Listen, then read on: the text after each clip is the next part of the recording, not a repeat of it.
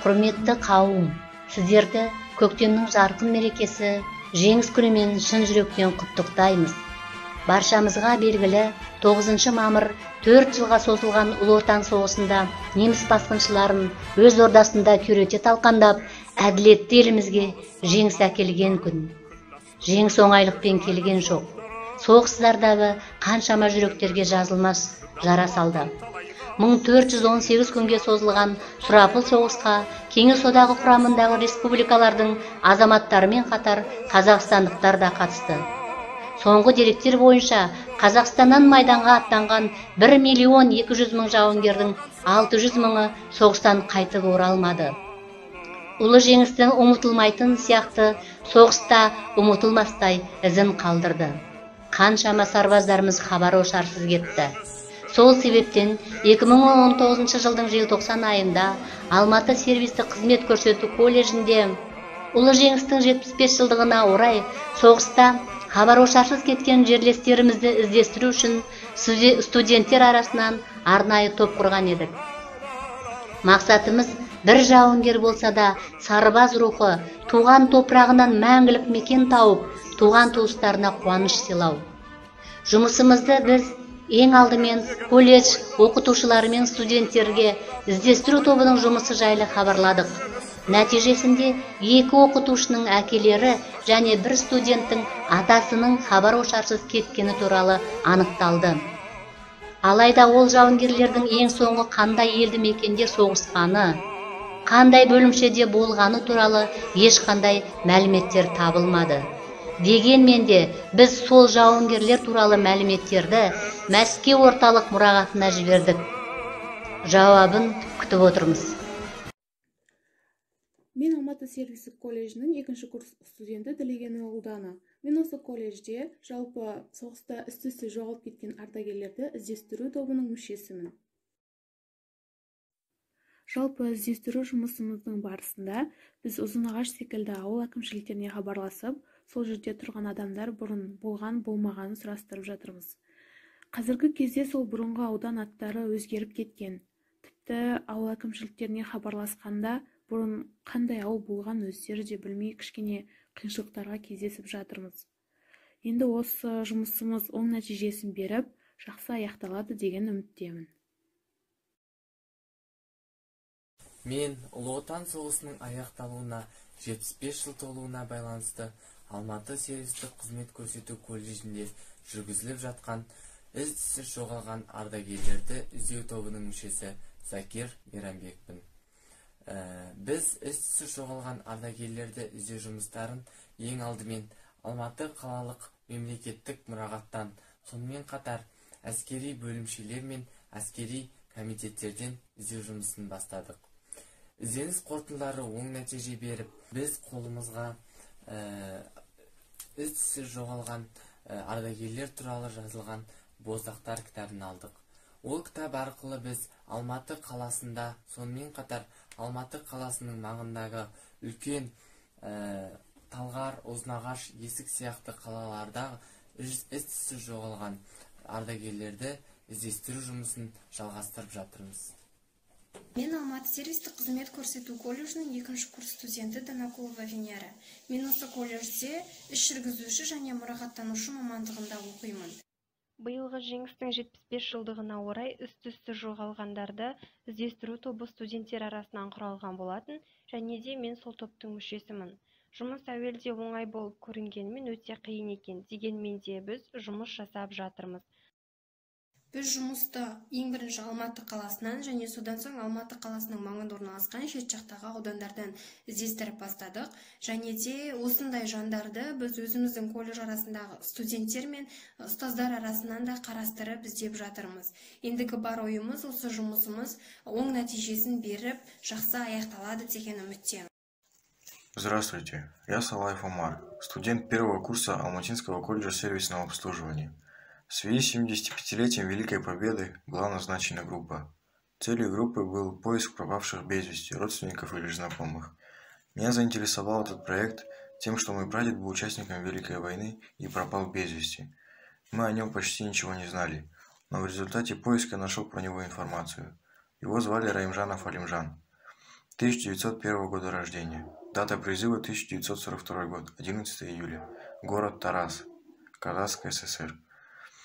Ранний город Джумбул. Его звание было красноармеец, и дата выбытия 1945 год. Он дошел почти до конца, но никто не знает, что с ним случилось дальше. Он пропал без вести, и никакой информации о нем больше нету. И, к сожалению, фотографии даже не осталось. Этим видеообращением я бы хотел напомнить всем то, что забывать своих предков нельзя. Они останутся всегда в наших сердцах. Благодаря им наши сердца бьются.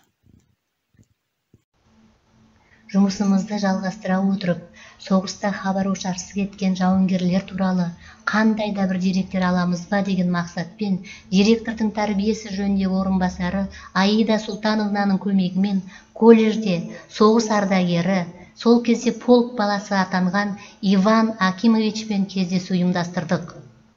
Бұл кездесу студенттерге ерекше әсер қалдырды.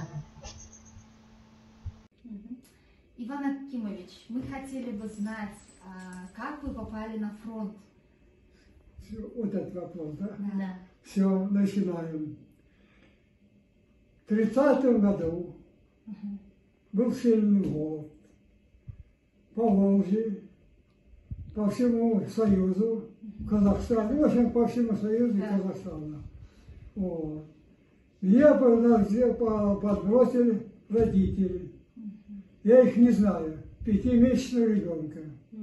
Вот. Приют. Вот, приют, я не знаю, умер. В то время шли и умирали. Шли и умирали все. Чтобы, наверное, чтобы я не умер, наследствие какое-то, они сами, может, и умерли. Вытаскивали с поля боя, перевязку делали, и в это, как полевой госпиталь возили их всех. И вот и так и занимались. Потом в Москве закончилось, и этот полк отправлять в этот Курск. И вот там и начали там. А какой он был, Балжан Момышевый? Какой он был, Балжан Момышевый? Он очень замечательный, но он очень, говорят, требовательный, был справедливый он человек. Он не то, что там любит много разговаривать. Он сказал, наш должен сделал, да? Приказ, если приказывает, с него ведь требует тоже. Не так, что старший лейтенант он занимался, он должен взводом командовать, или же ротой, а ротой тоже капитан должен командовать. А он сразу батальоном командовал. Старший. Родители, да? Да, ну, конечно, а что это говорит? Ну, хоть меня оставили, живой остался. Вот. До 6 месяцев в приюте был, то есть до 6 лет. После 6 лет меня отправили в детдом. Там же. В Москву, да? Да, под Москвой, это город Котовский. Вот, под Москвой как раз. Там 35 километров, что ли, от Москвы. Туда. И вот я там пробыл до 13 лет.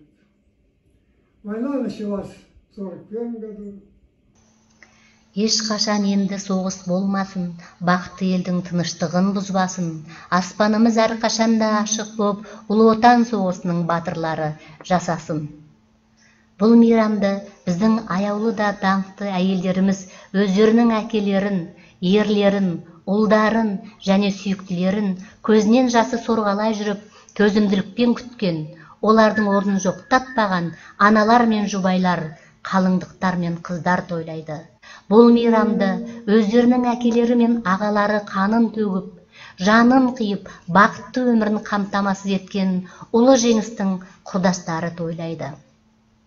Әрқашанда әділдік жеңеді, ауыр жылдар артта қалды. Жер бетінде бейбітшіліктің негізі қаланды. Осы жеңісте отанды қорғаған аталарымыз бен әжелеріміздің мәңгілік үлесі тұрған ұмытпай, ұрпаққа аманат етіп қалдырған ұлы жеңісін қадірлей білейік. Ұлы жеңісіміз баянды болсын. Тәуелсіз еліміздің көк туы көк аспанымызда желбірей берсін. Біздің іздестірушілер тобының жұмысы мұнымен аяқтала қоймайды, әрі қарай жалғастыра береміз. Іске сәт. Құрметті көрермен қауым, егер осы видеоны көріп отырсаңыздар, соғыста хабар ошарсыз кеткен ағайын туыстарыңыз жайлы іздеу салсаңыздар, төмендегі мекенжайға хабарласуларыңызды сұраймыз.